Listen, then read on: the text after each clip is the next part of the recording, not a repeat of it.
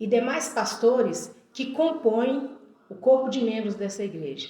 A MCM e suas organizações, Jovens Cristãs em Missão, Mensageiras do Rei e Amigos de Missões, juntamente com o corpo diaconal e demais segmentos organizados da igreja, viemos neste dia exclusivo para homenageá-los. Parabéns pelo seu dia. Pastor Samuel, desejamos um ministério abençoado, feliz e cheio de vitórias. Reconhecemos seu bom trabalho para o crescimento da igreja, especialmente neste período ímpar que vivemos. Pastor, nossa igreja é uma igreja viva e sob sua direção, nem as adversidades e as forças do inimigo nunca a sobrepujará. Pastores, Deus os abençoe ricamente com suas famílias. Olá, bom dia, graça e paz. Que bom que estamos juntos novamente para cultuar a Deus nesta manhã de domingo. Eu quero saudar você com a graça e a paz do Senhor Jesus. Nós já louvamos ao Senhor e agora vamos então à meditação da palavra de Deus. E eu quero te chamar para pensar comigo por um tempo sobre a profecia de Enoque para os últimos dias. Tomaremos dois textos da Bíblia, e se você está com a sua Bíblia em sua casa, em seu trabalho, no carro, onde você estiver, eu peço que me acompanhe, que venha comigo nesse texto sagrado que está em Gênesis capítulo 5, versículos 22 a 24, e lerei também o texto de Judas, uma pequena carta, nos versículos 14 a 16. Leiamos. Andou Enoque com Deus, depois que gerou a Metusalém 300 anos, e gerou filhos e filhas. E foram todos os dias de Enoque 365 anos. E andou Enoque com Deus, e não se viu mais, porque Deus para si o tomou. Judas, de 14 a 16, diz: E deles profetizou também Enoque, o sétimo depois de Adão, dizendo: Eis que é vindo o dia do Senhor, com milhares de seus santos, para fazer juízo contra todos e condenar dentre eles todos os ímpios, por todas as suas obras de impiedade que impiamente cometeram e por todas as duras palavras que ímpios pecadores disseram contra ele. Estes são murmuradores, queixosos de sua sorte, andando segundo as suas próprias concupiscências, cuja boca diz coisas muito arrogantes, admirando as pessoas por causa do interesse. Oremos. Senhor, pedimos que a tua orientação nesta manhã desse dia seja para conosco e que a boa mão do Senhor esteja sobre nós. E que possamos compreender a tua palavra, que ela venha edificar-nos na manhã desse dia. E que possamos crescer na graça e no conhecimento do Senhor. Eu oro por cada pessoa que nesse momento está me assistindo, pelo nosso canal no YouTube, por aqueles que estão em casa, pela sua igreja que se reúne sobre a face da terra. Eu imponho as minhas mãos e proclamo a bênção do Senhor sobre essa vida, sobre essa casa. E nós oramos assim no nome de Jesus. Amém. Então, meus irmãos, o texto que nós tomamos é algo que nos deixa perplexos, porque lá no livro de Gênesis, no início de Gênesis, esse homem chamado Enoque já profetiza algo que diz respeito à era apocalíptica. Ele profetiza algo escatológico. E ele fala da volta do Senhor Jesus, do dia do Senhor Jesus. E ele fala isso com muitos detalhes. Portanto, nós podemos chamá-lo de profeta dos seus dias. E Enoque é muito interessante conhecer um pouco sobre ele, porque se ele tivesse morrido aos 365 anos, como aqui a idade dele é citada nesse tempo da sua profecia, seria esse então o seu tempo de vida, né? O que os estudiosos chamam de epitáfio. Aí seria o epitáfio dele, a sua existência. Mas aos 365 anos, ele não morre, Deus o toma para si. Portanto, ele continuou existindo. Né? Enoque, poderíamos dizer que ele é uma criatura de Deus que, desde o início dos seus dias, ele teve vida eterna. Ele transpôs esse plano terreno para o mundo espiritual pela própria ação de Deus, pela própria mão de Deus. Deus o tomou para si, dada a sua intimidade, porque ele assim andou com Deus, né? Bom, nós vamos aprender algumas coisas sobre este Enoque arrebatado, né? Isso nos remete também àquilo que Deus fará com a sua igreja, com os seus santos de todas as gerações, quando ele, por sua mão, por seu poder, os arrebatará dessa terra como igreja gloriosa. Essa é a nossa esperança, né? Nós cremos no Evangelho, cremos em Jesus, exatamente porque nós seremos como ele, nós também iremos para junto de Deus. Essa é a esperança da igreja. Enoque, ele foi a convite do próprio Deus, Deus o tomou para si. É muito interessante. Então, vamos pensar um pouco, vamos saber quem foi Enoque, né? O efeito dos justos é grande, mas não suscita às vezes a sua biografia. Já visto a situação de Enoque, né? Toda a sua história pode ser condensada em um pouco mais de 10 versículos ali no livro de Gênesis. Nós não temos tanta coisa. Lá na carta de Judas, o último a escrever antes do Apocalipse, nós vamos encontrar a referência no texto que nós lemos, uma pequena epístola de um capítulo só, nos versículos 14 ao 16, nós lemos agora há pouco, e lá também faz essa referência a Enoque, e ali o apóstolo Judas o chama de profeta. No versículo 14 ele vai dizer, e desses profetizou também Enoque, e dá lá a sua descendência, que ele era o sétimo, ou a sétima geração de Adão, né? Portanto muito antigo. Ele foi então um profeta, um dos primeiros profetas, poderíamos dizer assim. Enoque foi essa pessoa, né? Quem eram os seus ancestrais? Nós não podemos confundir este Enoque, com o descendente de Caim, que recebe o mesmo nome. Você vai ver a referência do descendente de Caim lá em Gênesis 4, 17 e 18, também há um outro Enoque. Não é desse que nós estamos falando, né? O Enoque de que nós estamos falando pertence à linhagem de Sete, que são os descendentes de Adão. A linhagem de Sete, ele era filho de Jered. Você vai encontrar isso lá no livro de Gênesis, capítulo 5, versículo 18. Esse é o Enoque do qual nós falamos. A sua conversão, no texto sagrado nós podemos constatar que ele converteu aos 65 anos. Olha que coisa interessante. Por ocasião do nascimento do seu filho. Se você quiser conferir isso, vá lá em Gênesis capítulo 5, versículo 22, você vai ter essa constatação, né? Então, o que havia de especial naquele bebê, né? Chamado Enoque, né? Se nós voltarmos o texto, nós vamos ver que ele tinha um porquê da sua existência. Quando ele nasce dentro do projeto de Deus, porque Deus já tinha propósito de fazê-lo andar com ele, de ser alguém dentro da sua geração que marcasse. E a prova disso é que ele tem tanta intimidade com Deus, ele tem tanta proximidade, que Deus o toma para si logo depois. Na vida familiar, ele era um eremita, ele não teve de se tornar, melhor dizendo, ele não teve de se tornar um eremita para viver como santo, né? Ele já nasceu com essa condição.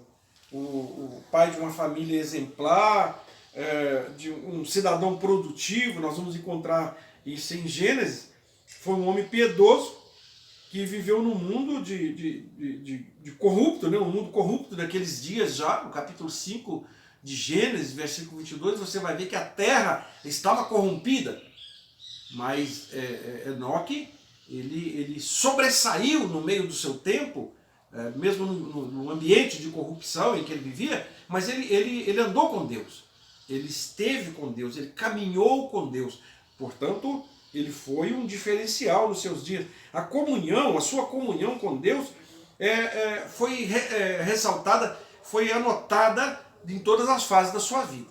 Eu quero aqui já encaminhar uma questão para se pensar. Quem anda com Deus, ou quem se propõe a andar com Deus, a viver de acordo com os oráculos sagrados, de ter intimidade com Deus, ele corre esse risco de Deus o tomar para si, né? É interessante a gente pensar e avaliar isso. Então vamos pensar um pouquinho sobre a piedade de Enoque. Ele andou com Deus durante 3 séculos. Isso significa que ele foi convertido em 1800, quando a independência do Brasil ensaiava os seus primeiros passos, ainda estaria entre nós, se ele não tivesse morrido. Pense nisso. Se você fazer a cronologia dos tempos, mais ou menos por aí, se fizermos esses cálculos, nós vamos ver que ele estaria vivo naquele tempo. E aí fica a pergunta pessoal. Estamos falando sobre andar com Deus, falando de um homem que andou com Deus, Deus o tomou para si. Você anda com Deus? Você ainda mantém o favor do seu testemunho diante de Deus? Ou já se conformou com esse mundo maligno? O apóstolo Paulo, quando escreve Romanos 12, 2, ele fala, não conformeis com este mundo. Enoque, ele viveu num tempo de corrupção, num tempo difícil, mas ele não se conformou com o comportamento dos seus dias. Então vamos enxergar algumas coisas dentro do arrebatamento de Enoque. Vamos compreender esse mistério, né? Ele foi uma figura perfeita da Igreja de Cristo. A igreja será arrebatada no seu estado de santidade. Aprendemos com a palavra de Deus em várias circunstâncias que sem a santificação ninguém verá o Senhor. Seguir a paz com todos e a santificação sem a qual ninguém verá o Senhor. Sede santo, porque eu, o Senhor vosso Deus, também sou santo. Então, para estar com Deus, é necessário estar em estado de santidade. Enoque foi recolhido, Deus o tomou para si, dado o seu estado de santidade. O seu arrebatamento ocorre por causa da sua santidade.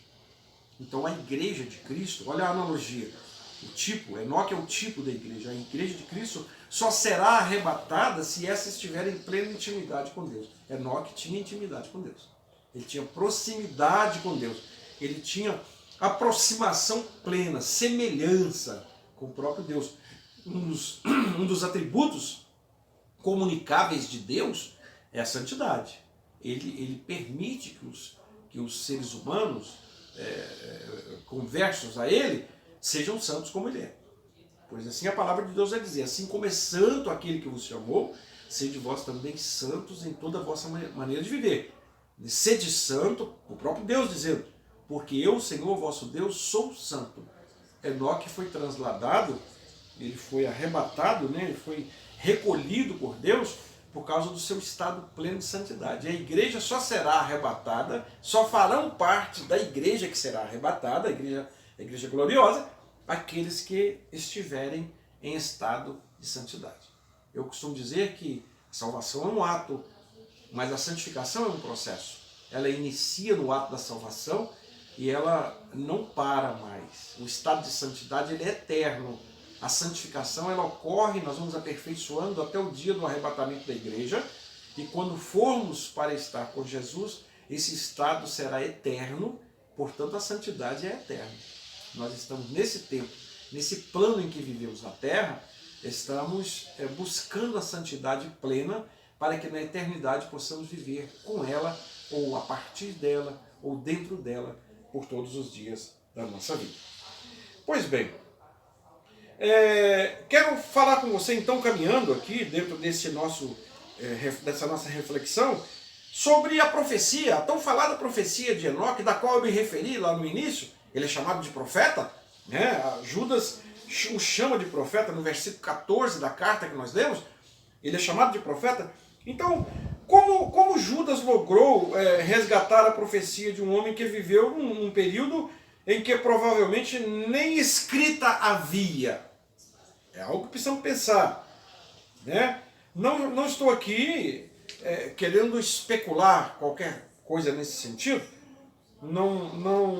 Eu creio plenamente ser a Bíblia inspirada, a infalível palavra de Deus, eu creio plenamente na inerrância das Escrituras. Você que me ouve certamente crê. Paulo, quando escreve 2 Timóteo, no capítulo 3, versículo 16, ele fala da questão da veracidade da Escritura. E aqui nós vamos ver Judas chamando Enoque de profeta. As Sagradas Escrituras afirmam que ele profetizou. Portanto, ele é um profeta. Profetizar é um ato intrínseco ao profeta. Somente ele, que está habilitado para fazer isso, né? E se as Escrituras assim afirmam, nós não podemos duvidar. Por isso eu creio na inerrância das Escrituras. Devemos receber a Bíblia com simplicidade. E eu até aproveito para te falar disso, não com desconfiança. Né? Os críticos do século XIX, por exemplo, os grandes teólogos, eles questionavam a Bíblia. E temos que é questionando que se aprende, né? São as perguntas, os porquês. Mas precisamos de entender que quem esclarece os porquês é Deus na sua sabedoria. Não é a sabedoria do homem. E o que aconteceu no século XIX, que alguns escritores lançaram a palavra de Deus no descrédito. Nós vivemos isso nesses tempos de hoje, né? Há pessoas inescrupulosas que questionam as Escrituras, questionam seus autores, questionam a infalibilidade das Escrituras, questionam do próprio Deus, né? A palavra de Deus vai dizer assim, né? Examinais as Escrituras porque julgais ter nela a vida eterna, porque são elas que de mim testificam. Quem fala de Deus, ninguém tem autoridade para falar de Deus senão a própria palavra de Deus, revelada. A Bíblia é pronta e acabada. Não há revelação nos dias de hoje. A maior revelação de Deus é Jesus Cristo. Por isso nós vamos ver lá em Hebreus, capítulo 1, versículo 1. O texto diz: havendo Deus antigamente falado de várias formas e de várias maneiras, nesses últimos tempos nos fala pelo seu Filho. O próprio Deus se encarna para trazer a sua mensagem salvadora ao mundo. Portanto, Jesus é a maior revelação de Deus de todos os tempos. Nós temos nos tempos de hoje pessoas inspiradas, que escreveram a Bíblia, pessoas iluminadas nesse tempo de agora, nos tempos atuais, pessoas iluminadas pela ação do Espírito Santo. Muita gente tem escrito uma porção de coisa, mas nada dos escritos substitui as Sagradas Escrituras. Portanto, a Bíblia é infalível, a Bíblia é a palavra de Deus, ela contém a palavra de Deus, ela contém outras palavras de outras pessoas com a ação permissiva de Deus, até de animais, mas ela é a palavra de Deus. Tudo se resume nisso. Eu creio plenamente na inerrância das Escrituras. Pois bem, a profecia de Enoque, como eu disse lá no início, ela é essencialmente apocalíptica. Num período em que se aguardava o nascimento da semente da mulher, falado lá em Gênesis, né? A manifestação plena é anunciada pela profecia de Enoque, anunciando o nascimento do Filho do Homem. Como o Rei dos Reis, o Senhor dos Senhores. O Espírito de Deus, o Espírito Santo, né? Lá no Velho Testamento ainda chamado de Espírito de Deus, ainda lhe revela sobre o mistério da igreja, pois ele faz referência aos milhares, assim está o texto, de santos que na segunda fase da vinda de Cristo haverão de acompanhar o Cordeiro. Se você ler a carta de Judas, nos versículos de 14 a 17, que nós tomamos, você vai ver que ele faz uma referência a esses milhares que acompanham o Filho do Homem, é a Igreja de Cristo. Então Enoque, lá ainda nos primórdios, ele profetiza para a Igreja de Cristo, falando desse encontro da Igreja de Jesus com o Filho do Homem. O tema da profecia de Enoque portanto, gira em torno da volta gloriosa de Jesus. O tema é tão elevado que os cristãos só puderam compreendê-lo plenamente quando Paulo escreve, por exemplo, aos Tessalonicenses, ele faz uma referência, e através do Apocalipse. E Judas fala disso aqui, né? Além disso, ele foi, nós podemos entender que Enoque é o primeiro santo a ser glorificado. Olha que coisa interessante. Ele é o primeiro ser humano que, pelo seu estado de santidade, ele atinge ao estado de glorificação, que é estar com Deus, e ele não volta mais aqui. O que ele previu, então? Se nós sintetizarmos de forma maravilhosa a manifestação do nosso Senhor Jesus Cristo, juntamente com a igreja, nós vamos ver que ele fala disso de uma forma muito contundente, muito explícita, quando assim está escrito: eis que é vindo o Senhor com milhares dos seus santos para fazer juízo contra todos. Está falando de milênio, né? Contra todos, e condenar dentre eles todos os ímpios, por todas as suas obras de impiedade que impiamente cometeram, e por todas as duras palavras que os ímpios pecadores disseram contra ele. O capítulo 1, aí, o único de Judas, da carta de Judas, observe, o último livro, antes do Apocalipse, uma pequena carta, nos versículos 14 e 15, você vai ver isso escrito que eu acabei de dizer, né? Lá, nos primórdios, Deus levanta um homem santo para falar do arrebatamento da igreja, para falar até de milênio, em que Jesus reinará com os seus santos. Ele profetizou também que o Cristo manifesto e glorioso punirá todos os ímpios e blasfemos. Profecias de Enoque. Ele fala disso também. Não escaparão aqueles que introduzem nas festas, nas confraternizações, que banqueteiam a si mesmo com o mercadejar e a simplicidade dos santos. Ele está falando de coisa... Olha que ele usa aqui um termo nos seus oráculos, Enoque, ele fala de mercadejar. Você sabe o que significa isso? Quando ele fala que a maldição de Deus, a mão de Deus pesará sobre essas pessoas, são aqueles que fazem comércio em nome de Deus, em nome do Evangelho. Coisa muito comum nesses tempos de hoje. Pessoas que vendem, né? Eu quero aqui que você pense comigo sobre um dos problemas principais que redundaram na Reforma Protestante de 1515, de Lutero, era a venda de indulgências. Nós temos nesses tempos de hoje quase que o retorno dessas mesmas vendas de indulgências, pessoas inescrupulosas que, em nome de Deus, em nome do Evangelho, em nome de tudo aquilo que diz respeito às coisas santas de Deus, vendem até lotes do céu. Você vai encontrar pessoas que pagam e pagam caro por uma bênção a ser alcançada, enquanto o Senhor oferece de graça. As bênçãos do Senhor, as misericórdias do Senhor não se compram. Deus é misericordioso, Ele é bondoso, Ele dá de graça. A única coisa que Deus requer de nós é fidelidade à sua lei, aos seus estatutos, à sua palavra, louvor a Ele. Eu quero finalizar com você nesta manhã, nesse dia, nesse sermão, pensando alguma coisa sobre como andar com Deus. Aprendemos de Enoque, que foi um homem que andou com Deus, profetizou em nome de Deus, Deus o tomou para si. Nós aprendemos esta, então, como a maior lição é andar com Deus. Ele andou 300 anos com Deus. Sabe o que isso significa? 3 séculos de piedade, pureza e integridade moral. Nós carecemos muito, ou desesperadamente, de homens e mulheres, jovens, adolescentes, crianças, que andem com Deus, professem a Cristo Jesus. E então eis a pergunta: como andar com Deus? Mantendo uma vida de oração, uma vida de piedade, mantendo uma vida de integridade. Essas duas coisas nos remetem à santidade. Na oração, nós falamos com Deus. Pela palavra de Deus, Deus fala conosco. E aí o relacionamento é estreito. É possível, se torna possível ser íntimo de Deus, estando com Ele, falando com Ele todos os dias. Concluo te dizendo que Enoque andou com Deus. E esse é o resultado da sua biografia.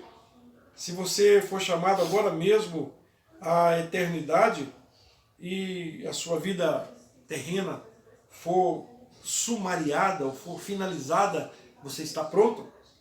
Precisamos de homens e mulheres, jovens, adolescentes, crianças que andem com Deus, até que um dia todos sejamos arrebatados ao encontro com o Senhor nos ares. Paulo fala disso em 1 Tessalonicenses, no capítulo 4, versículos de 13 a 17. Grande será aquele dia do nosso encontro permanente com Deus. Que Deus te abençoe.